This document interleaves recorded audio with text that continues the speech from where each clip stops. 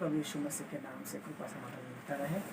आज शुक्रवार है और इस 10वें महीने का आखिरी शुक्रवार को जो वचन तैनात कर रखा है उसकी ओर हम ध्यान करेंगे। हम निकालेंगे पवित्र शास्त्र से, बाइबल से, पहला शमूएल का किताब, उसका पहला अध्याय, उसका 7वां वचन। पहला शमूएल का किताब, उसका पहला अध्याय, उसका 7वां वचन।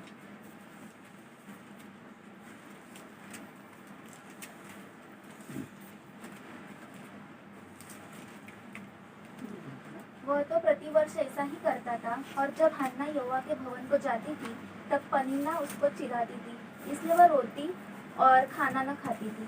आमीन। प्रार्थना करेंगे। पहले प्रभु जी मैं धन्यवाद करता हूँ पिता इस समय के लिए, प्रभु जी ने प्रभु तेरा वचन, प्रभु जी तो तेरी तलवार प्रभु जी तुम्हें बोलने के लिए प्रभु जी खड़ा किया है। तेरी आत्मा मुझ में रख कर पिला, उसमें शुद्ध कर कर तू स्वयं तेरे बच्चों से प्रभु जी जो प्रभु आज के वचन देखने के प्रभु जी भूखे हैं, प्यासे हैं, उनको भूख और प्यास मिटाने के लिए हमारे लिए आत्मिक भोजन बनकर आए हुए यीशु के नाम से मैं मांगता हूँ, कबूल कर।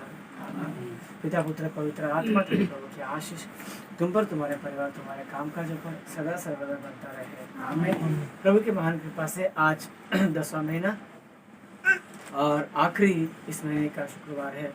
उम्मीद करता हूँ कि आप सभी लोग आज के दिन उपवास में हो। तो उस उपवास के दिन के लिए जो वचन हमने प्रभु ने तैनात कर रखा है उसको हम फिर से पढ़ेंगे। पहला शमूएल का किताब, उसका पहला अध्याय, उसका 7वां वचन।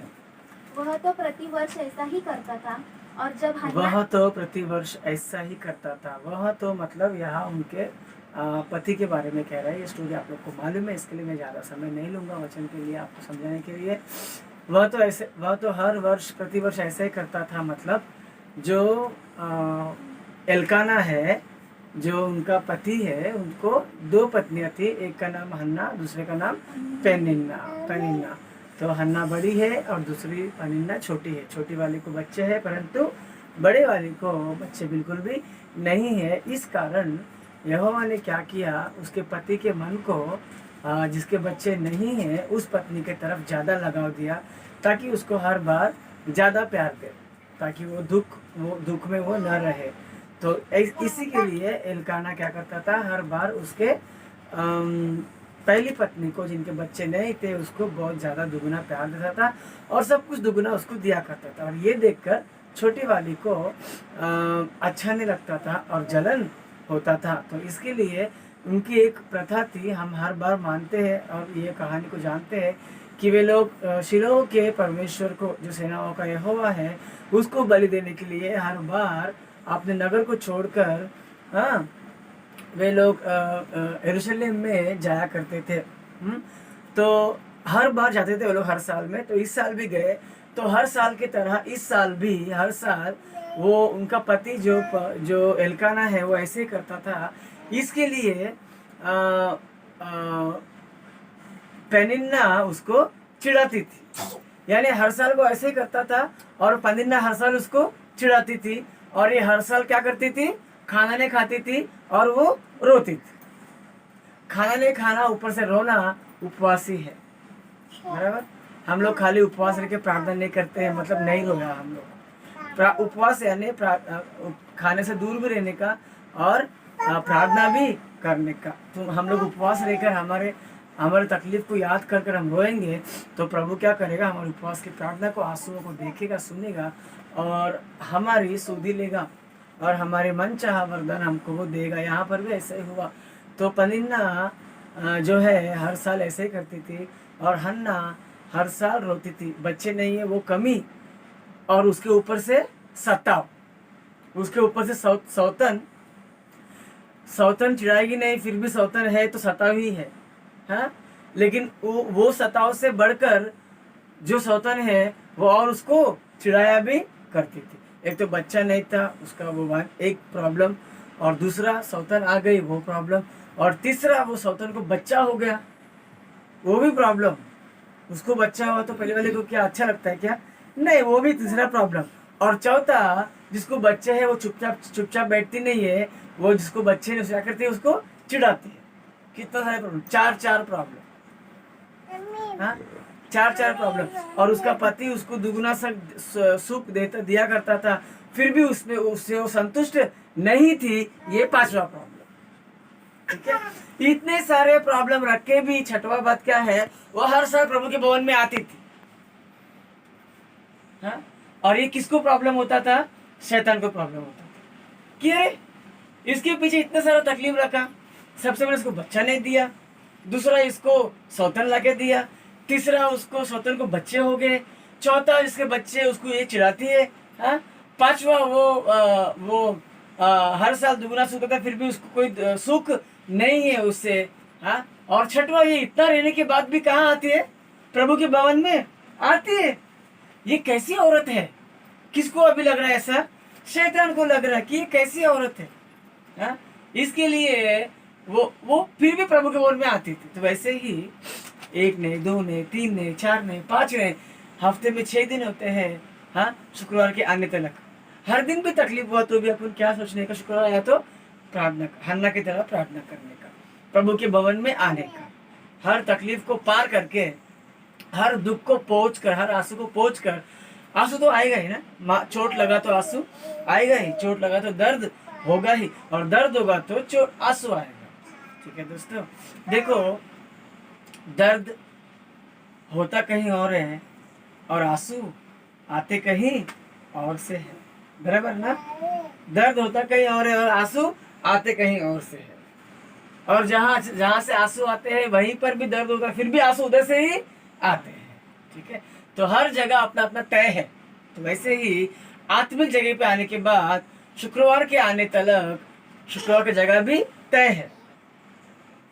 तो जो कुछ भी तकलीफें है वो अपनी जगह हन्ना की तरह, और जो कुछ भी प्रभु के पास आना है, शुक्रवार है, खाने से दूर रहकर उपवास रहकर प्रार्थना करना है, वो अपनी जगह।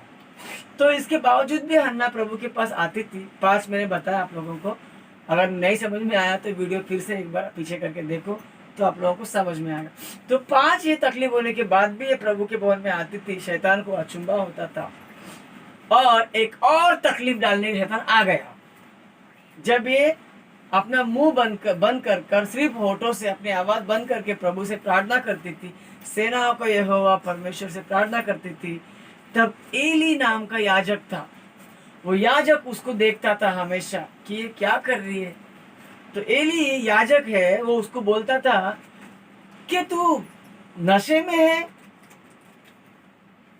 एक और तकलीफ, वो प्रार्थना कर रहे, प्रभु के भवन में आने के लिए 5 तकलीफ झेल के आई, प्रभु के भवन में आके प्रार्थना कर रही है, तभी भी एक और तकलीफ आया। किससे? अपने लोगों से, याजक से, भवन के लोगों से, अपने पिता से, अपने आत्मिक पिता से, हाँ, अपने कलीसिया से, अपने परिवार से। उसको एक और धब्बा दाग मिला उनको कि तू नशे में है। तो उसको बोलना पड़ा बड़े प्यार से कि नहीं है मेरे स्वामी, मैं नशे में नहीं हूँ, मैं रो रही हूँ, और मैं मेरे मन के अंदर मैं प्रभु की प्रार्थना कर रही हूँ। तो ये है शुक्रवार, एली हन्ना की ये वाली बात कि मेरा मन प्रभु के भवन में निछावर कर रही हूँ करके नीचे नीचे नीचे लिखा है, हाँ? ये है शुक्रवार। क्या शुक्रवार है कि मेरा मन, वो पढ़ो एक बार वचन। एली कहता है कि तू नशे में है क्या? 7वें, हाँ, तब एली ने उससे कहा, कितना वचन है? 14 पहला अध्याय 14 वचन, हाँ। तब एली ने उससे कहा, तू कब तक नशे में रहेगी? अपना नशा उतार। हाँ, तू कब तक नशे में रहेगी? अपना नशा उतार। तब वो हन्ना क्या कहती है? हन्ना ने कहा, नहीं है मेरे प्रभु, मैं तो दुखिया हूँ। मैंने न तो दाखमधु पिया है और न मदिरा। मैंने अपने मन की बात खोलकर यहोवा से कही है। बस, मैं नशे में नहीं हूँ, ना ही मैंने दाखमधु पी है और ना ही मदिरा। मैं अपनी मन की बात खोलकर यहोवा से कही है। यही शुक्रवार है कि तुम बिना मुंह खोले, बाजू वाले को बिना समझ में आए। यीशु मसीह कहता है ना कि तुम उपवास रहो तो किसी को मालूम नहीं पड़ना चाहिए। तो हन्ना भी इतने सारे दुख में आई है, वो एली भी समझ नहीं पाया और वो अपने प्रभु परमेश्वर यहोवा को अपनी मन की बात खोल के वो क्या कर रही है, कह रही है। ये है शुक्रवार। ठीक है, इसके लिए शुक्रवार को हर तकलीफ में भी उपवास रहना चाहिए। और हम लोग शुक्रवार को सिर्फ गुड फ्राइडे के दिन मानने वाले में से नहीं है बाइबल मिशन। गुड फ्राइडे को उपवास रहते कि नहीं रहते, बोलो मेरे को। कोई भी गुड फ्राइडे को उपवास रहना ही है, कितना बड़ा बेवड़ा भी हो, कितना बड़ा भक्ति न मानने वाला भी हो, और कितना बड़ा कुछ भी हो, गुड फ्राइडे को साल में एक बार उपवास रहना आवश्यक है और वो रहता है।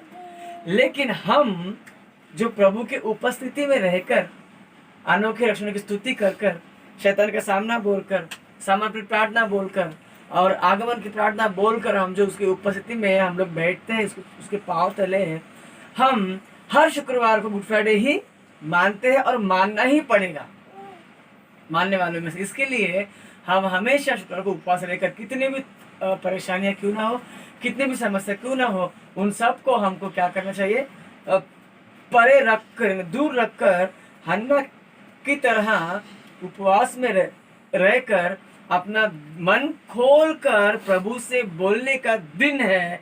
और ऐसे बोलने के बाद चाहे तुम्हारा घर वाला तुमको बुरा भला कहे, चाहे तुम्हारी घरवाली बुरा भला कहे, चाहे तुम्हारा कलीसिया का याजक तुम्हें अगर गलत समझे या तुम्हारे बाजू वाले लोग गलत समझे, फिर भी तुम्हारे ध्यान पे से तुम कभी भी भटको नहीं। वो उधर से उठ के निकल जाना मांगता था कि पास्टर भी ऐसा ही बोल रहा है कि मैं कैसे हूँ, नशे में हूँ करके, और बोल रहे अपना नशा उतार करके बोल रहा है, दूर रह करके बोल रहा है चल हट, मेरे को रहने का नहीं यहाँ पे करके वो फ्रस्ट्रेशन में वो निकल जाना मांगता था।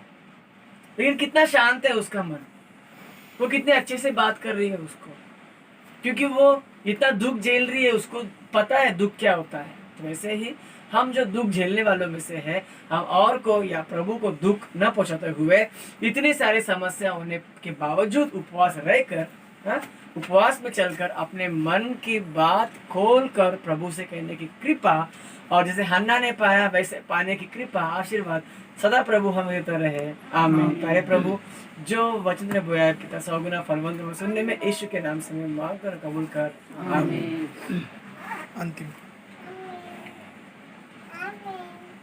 अंतिम प्रार्थना करेंगे।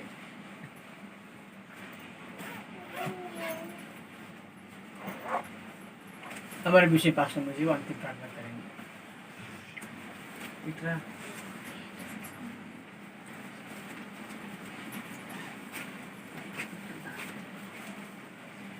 దేవానికి స్తోత్రం. పరిశుద్ధ ప్రభువా, ప్రేమగల తండ్రి, దేవానికి వందనాలు. స్తుతికి చెప్తాను నిశ్చిత సమన్వయ కృతజ్ఞతలు వందనాలు. మేము ఈ యొక్క ఉపవాస దినం ప్రభు మరి ఇంతవరకు పాస్టర్ గారు చెప్పిన వాక్యం ఇప్పటికీ మేము ప్రార్థిస్తున్నాము. హన్న నిమిత్తమే చెప్పి ఉన్నారు ప్రభు, తను ఏ విధమైన ఉపవాసం ఉండినదో ప్రభు, ఆ విధమైన ఉపవాసం మేము కూడా ఉండాలని కృప దయచేసి నడుకొచ్చిన. తన దుఃఖంతో ఉండి ఉన్నది ప్రభు, అదేవిధంగా మేము కూడా దుఃఖంతో ఉండి ప్రభు, తన మనసు ఏ విధంగా తెలుసుకున్నారు ప్రభు, మేము కూడా ఆ విధమైన ప్రభు ప్రార్థన ప్రభు మేము చేకూర్చున్నానని కృప దయచేసి నడుకొచ్చున్నాను ప్రభు. వీడియో చూసిన ప్రతి ఒక్క బిడ్డని దీవించి ఆశీర్వదించి నడుకొచ్చున్నాను. కుడి వచ్చిన ప్రతి ఒక్క బిడ్డని దీవించి ఆశీర్వించి ఉపవాస ప్రార్థన ఏ అంశాలు పెట్టినారో ఆ యొక్క అంశాల ప్రార్థన ప్రతి ఒక్కరికి జవాబునిస్తూ ఉన్నాము. ఇక చిన్న ప్రార్థన అస్సలుగా పెంచుకుంటూ प्रवेश नाम प्रार्थించి వేడుకొంచున్నాం తండ్రి आमीन। हे पिता, तुझे स्वर्ग में तेरा नाम पवित्र माना जाए, तेरा राज्य है, तेरी इच्छा इस स्वर्ग में पूरी वैसी पृथ्वी पर भी हो। आज हमारे प्रतिदिन का आहार हमें दे, जिस प्रकार हमने अपने अपराधियों को क्षमा किया उसी प्रकार तू भी हमारे अपराधों को क्षमा कर, और हमें परीक्षा में ला परंतु बुराई से बचा, क्योंकि राज्य पराक्रम और महिमा सदैव तेरी है। आमीन। प्रभु यीशु लोगों की जय हो, इब्लिस के कामों का नाश। प्रभु यीशु लोगों की जय हो, इब्लिस के कामों का नाश। प्रभु यीशु लोगों की अनंत जय हो, इब्लिस के कामों का अनंत सर्वनाश। Hallelujah hallelujah hallelujah. स्तुति स्तुति स्तुति। आमीन आमीन आमीन।